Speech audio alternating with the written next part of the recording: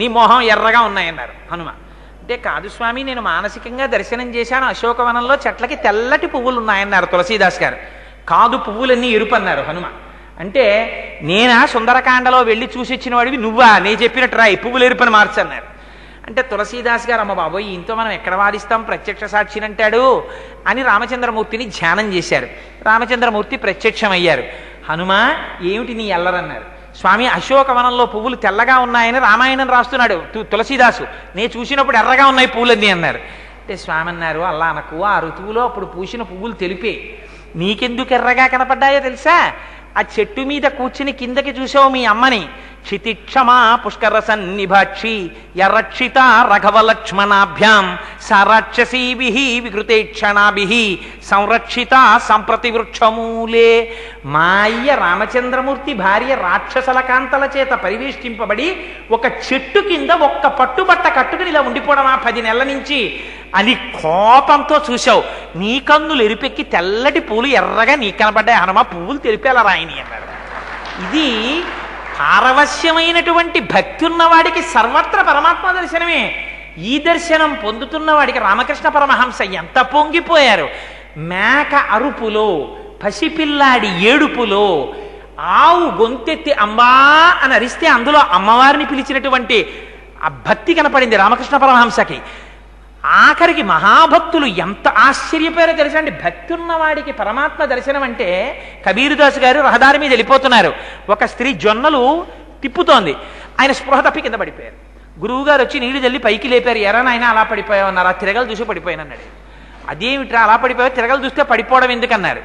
అంటే పరమాత్మ కూడా ఇలా కనపడనటువంటి హస్తంతో పట్టుకొని జీవులనబడేటటువంటి జొన్నల్ని తిరగలితో వేసి పుణ్యము పాపము అనే రెండింటి మధ్య పెట్టి గుండ చేసేస్తున్నాడు. ఇలా అయిపోతోంది కదా జీవితం అని బెంగపెట్టుకు పడిపోయానన్నారు. గురువులు ఎంత గొప్పవారో చూడండి. దర్శనం అంటే అలా ఉంటుంది, మహాత్ముల దర్శనం.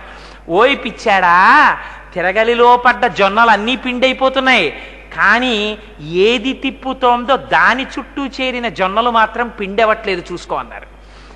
అందుకని తిప్పేవాడి పాదాలు నువ్వొట్టుకున్నావా వాడు నిన్ను రక్షించేస్తాడు, పాదాలట్టుకో నీకు బెంగ ఎందుకన్నారు. అందుకని ఈ రక్షకత్వం, ఈ పరమాత్మతత్వం అంతటా కనపడిన వాడికి 7 కొండల మీద కనపడతాడా వెంకటేశ్వరుడు, ఇక్కడే కనపడతాడు, అక్కడా కనపడతాడు, ఎక్కడా కనపడతాడు. ఇది జ్ఞానాద్రి.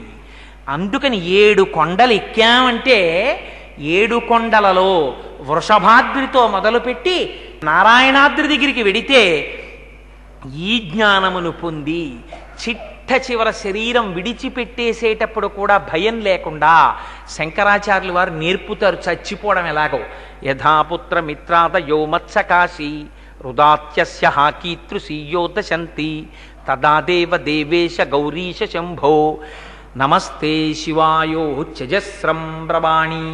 ఎప్పుడు ఇక్కడ శ్రీనివాసుణ్ణే పెట్టుకోవడం మీకు అలవాటు అయిపోయింది అనుకోండి.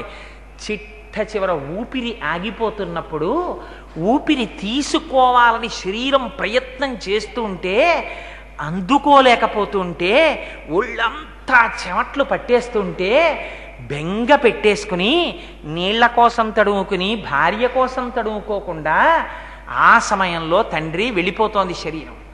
అమ్మయ్యా ఇంకా నాకు బంధనం లేదు అని చిట్ట చివర కొడుకులు కోడళ్ళు కూతుళ్ళు అల్లుళ్ళు చుట్టూ చేరి యథాపుత్ర మిత్రాద యోమత్సకాశి హృదాత్యస్య కీదృశీయోదశంతి శరీరాన్ని కింద పెడుతుంటే మా నాన్నగారికి పరుపు మీద పడుకోవడం తప్ప కింద పడుకోవడం అలవాట్లేదు, కింద పడుకోపెట్టేస్తున్నారా అని ఏడుస్తుంటే కొడుకు తెచ్చి తులసి తీర్థం పోస్తుంటే గుటక పడక పక్క నుంచి కారిపోతుంటే భార్య ఏడుస్తుంటే అవి నా చెవిన పడకూడదు.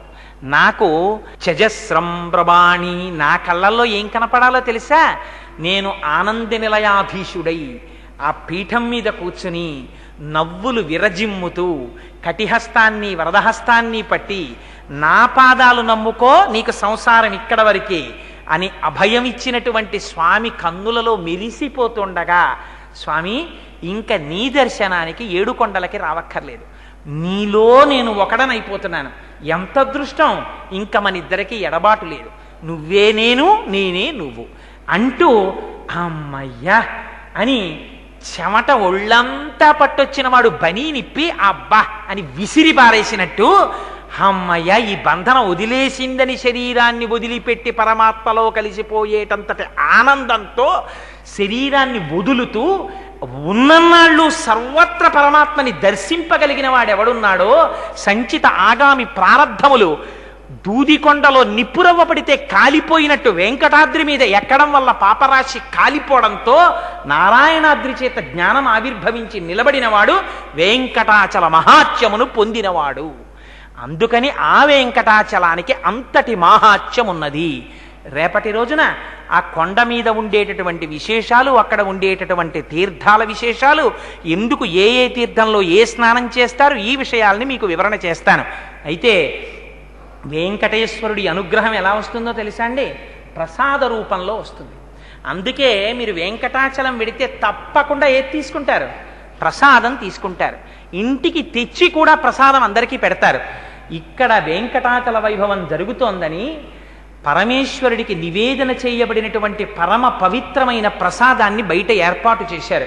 ఇది సర్వేశ్వరుడు పులకించి మాకిచ్చిన అనుగ్రహం, ఇక్కడే మేము వెంకటాచలం ఎక్కేసినట్టు అని మనస్సులో స్మరించి ఆయన పాదాలకి నమస్కారం చేసుకుని తీసుకుని వెళ్ళవలసినదిగా ప్రార్థన చేస్తూ మంగళాశాసన పరై మదాచార్య పురోగమై సర్వైశ్చ పూర్వైరాచార్యై సత్కృతాజాస్తు మంగళం. మంగళం కోసలేంద్రాయ మహనీయ గుణాత్మనే చక్రవర్తి తనూజాయ సర్వభౌమాయ మంగళం. ఉమాకాంతాయ కాంతాయ కామితార్థప్రదాయినే శ్రీగిరీశాయ దేవాయ మలినాథాయ మంగళం. కరచరణకృతం వా కర్మ వాక్కాజం వా శ్రవణనైనజం వా మానసం వాపరాధం విహితం వా సర్వమేత్తక్షమస్వ. శివ శివ కరుణాబ్ధే శ్రీ మహాదేవ శంభో. సర్వం శ్రీ ఉమామహేశ్వర పరబ్రహ్మార్పణమస్తు. స్వస్తి.